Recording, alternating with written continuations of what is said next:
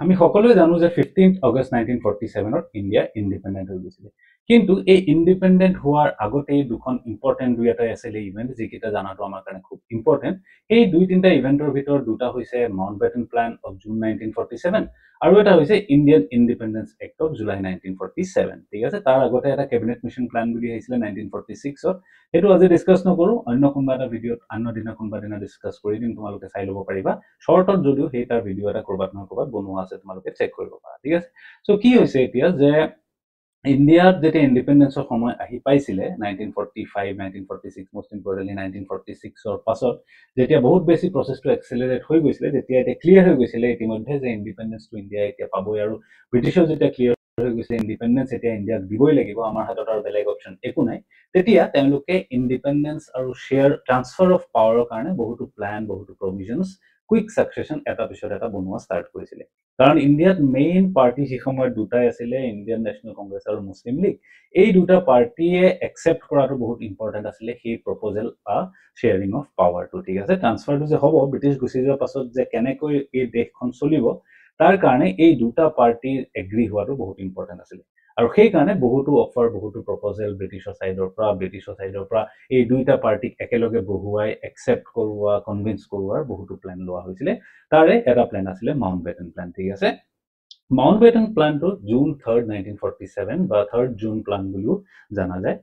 যোন ভাইসৰয় আছিলে সেই সময়ত লুইস মাউণ্টবেটন ইণ্ডিয়া তেখেতে এই প্ৰপ'জেলটো বনাই দিছিলে বনাই পেলাই দুইটা পাৰ্টিকে মাতি আনি ডিসকাস কৰিব বিচাৰিছিলে যে সোৱা যদি তোমালোকে ইয়াৰ প্ৰভিজনছ খিনি একচেপ্ট কৰা যদি মানি লোৱা তেতিয়াহলে মই কমিউনিকেট কৰি দিম লণ্ডনৰ যেটা আমাৰ ব্ৰিটিছ গভৰ্ণমেণ্টলে কমিউনিকেট কৰি দিম তেওঁলোকে তেতিয়া তোমালোকৰ ইণ্ডিপেণ্ডেন্সৰ দিশে নেক্সট ষ্টেপটো প্ৰসিড কৰিব পাৰিব ঠিক আছে সো আহা আমি ডিসকাস কৰো বুলি লৰ্ড মাউণ্টবেটনে এই কথাটো কৈছিল কি প্ৰপ'জেল দিছিলে তেওঁ কৈছিলে যে পাৰ্টিশন কৰি দিম এই কান্ট্ৰিখন আমি গুচি যোৱাৰ পাছত পাকিস্তান আৰু ইণ্ডিয়া ঠিক আছে সো তাৰ লগে লগে কি হ'ব আমি ডমিনেন্ট ষ্টেটাস দি দিম দুইটাকে ইমিডিয়েট ইণ্ডিপেণ্ডেন্ট ষ্টেটাস আমি দিব নোৱাৰিম কাৰণ তোমালোকৰ কনষ্টিটিউচন বনাবলৈ সময় লাগিব ইলেক্টেড গভৰ্ণমেণ্ট বনাবলৈ সময় লাগিব সেইকাৰণে তেতিয়া সেই সময়ছোৱালৈকে তোমালোক ডমিনেন্ট ষ্টেটাস হৈ থাকিব পাৰা ডমিনেন্ট ষ্টেটাস মানে কি কেয়াৰটেকাৰ হৈ থাকিম আমি ব্ৰিটিছ তোমালোকৰ কেয়াৰটেকাৰ হৈ থাকিম আৰু তোমালোকে যাত্ৰাটো আৰম্ভ কৰি দিব পাৰিবা ঠিক আছে তাৰপিছত ক'লে যে কনষ্টিটিউয়েন্ট এছেম্বলি এটা বনোৱা হ'ব এইটো ইনফেক্ট কেবিনেট মিছন প্লান 1946 ত অলৰেডি কৈয়ে দিছিল যে কনষ্টিটিউয়েন্ট এছেম্বলি এটা বনোৱা হ'ব আৰু মুছলিম লীগক ক'লে যে তোমালোকে যদি এই কনষ্টিটিউয়েন্ট এছেম্বলিটো পাৰ্টিসিপেট কৰিব বিচাৰা কনষ্টিটিউচনখন মেকিং প্ৰসেসটোত যদি পাৰ্টিসিপেট কৰিব বিচাৰা তোমালোকৰ খুচি তোমালোকে ডিসাইড কৰিব পাৰা আদাৰৱাইজ তোমালোকে কেনেকৈ কৰা পিছত যদি নিজৰ কনষ্টিটিউয়েন্ট এছেম্বলি বনাব বিচাৰা কি কৰিব বিচাৰা সেইটো তোমালোকে কৰিব পাৰা fine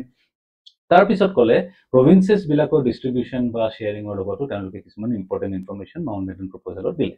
most complicated most complex most challenging province এসময়ত কি আছিলে বেংগল আৰু পাঞ্জাব ঠিক আছে বেংগল আৰু পাঞ্জাব প্ৰভিন্সৰ কথা মাউণ্টবেটন প্ৰপ'জেলত ক'লে যে এই দুইখন প্ৰভিন্সৰ যিকিটা সেই সময়ৰ ইলেক্টেড লেজিসলেটিভ এছেম্বলি থাকিব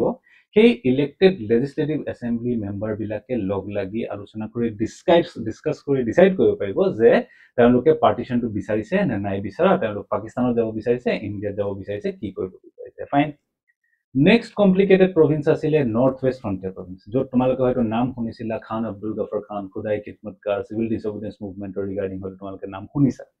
সেই প্ৰভিন্সটোত তেওঁলোকে কি ক'লে যে তাৰ পাব্লিক তাৰ পপুলেশ্যনে ভোট দিব যেটো ৰেফাৰেণ্ডাম বুলি কোৱা হ'ব তাৰ পিপলে কমন পিপলে যদি বিচাৰে পাকিস্তানত যাওঁ বুলি পাকিস্তানত যাব পাৰে যদি ইণ্ডিয়াত যাওঁ বুলি বিচাৰে ইণ্ডিয়াত যাব বিচাৰে ঠিক আছে ইণ্ডিয়াত থাকিব পাৰে নেক্সট এটা সিন্ধ বুলি প্ৰভিন্স আছিলে পঞ্জাব সিন্ধ গুজৰাট মাৰাঠা তোমালোকৰ নাম শুনিছা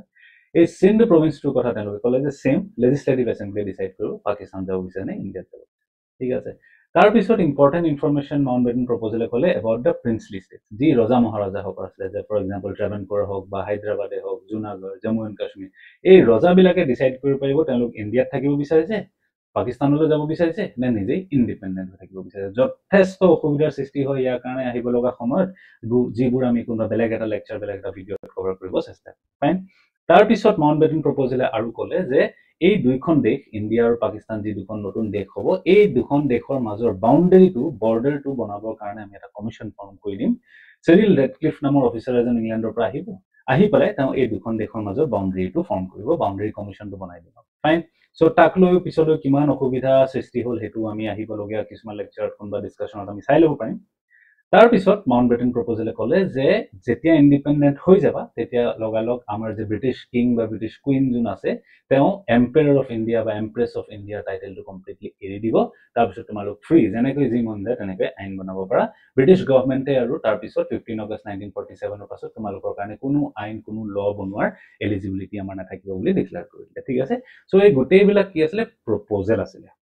মনত ৰাখিব চেষ্টা কৰিবা বুজিব চেষ্টা কৰিবা কি আছিলে প্ৰপ'জেল আছিলে আলোচনা এটা আছিলে যে ইণ্ডিয়ান লিডাৰ্ছ মুছলিম লীগ আৰু ইণ্ডিয়ান নেশ্যনেল কংগ্ৰেছৰ লগত আলোচনা যদি একচেপ্ট কৰে তেতিয়াহ'লে আগবাঢ়িব যদি নকৰে বেলেগ কিবা এটা হ'ব বাট ফৰ্চুনেটলি সেই সময়ত ইণ্ডিয়ান লিডাৰ্ছবিলাকে মোষ্টলি ইয়াৰ ওপৰি মোটা প্ৰভিজনছখিনি একচেপ্ট কৰে মানি লয় যদিও গান্ধী এটচেট্ৰা এনেকুৱা আৰু কিছুমান লিডাৰ আছিল যিবিলাকে পাৰ্টিশ্যনটোৰ কথা বৰ এটা বিচৰা নাছিলে কিন্তু তথাপিও এটা ৰাফ একচেপ্টেঞ্চ এটা দুইটা টিমৰ পৰা আহে আৰু লগালগ মাউণ্টবেটেনে ইংলেণ্ডত তেতিয়া ইনফৰ্ম কৰি দিয়ে যে ছাৰ আমি এতিয়া ৰেডি হৈ আছে ইণ্ডিয়ান লিডাৰ্ছবিলাক এতিয়া ৰেডি হৈ আছে তেওঁলোকে এটা ৰাফ প্লেন একচেপ্ট কৰি পেলাইছে এই প্লেনটোকে ব্লু প্ৰিণ্ট হিচাপে লৈ এই প্লেনটোকে আউটলাইন হিচাপে লৈ আপোনালোকে এতিয়া ইণ্ডিয়াৰ ইণ্ডিপেণ্ডেঞ্চৰ দিশে ষ্টেপটো আগবঢ়াব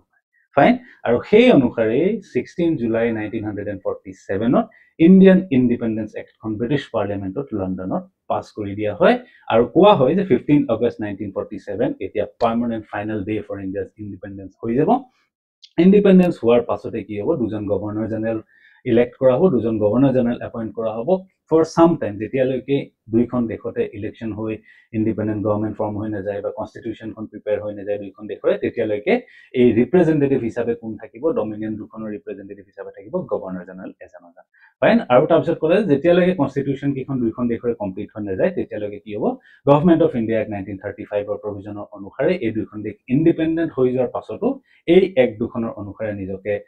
আহিবলগীয়া এবছৰ 6 মাহ 7 মাহ 1.5 বছৰ যিমান লাগে কনষ্টিটিউশ্যন ৰেডি নোহোৱালৈকে কিমান সময়লৈকে নিজকে গভৰ্ণ কৰিব ফাইনেলি আমি দেখিলো যে 15 আগষ্ট 1947ত সেইকাৰণে আমি ইণ্ডিপেণ্ডেঞ্চটো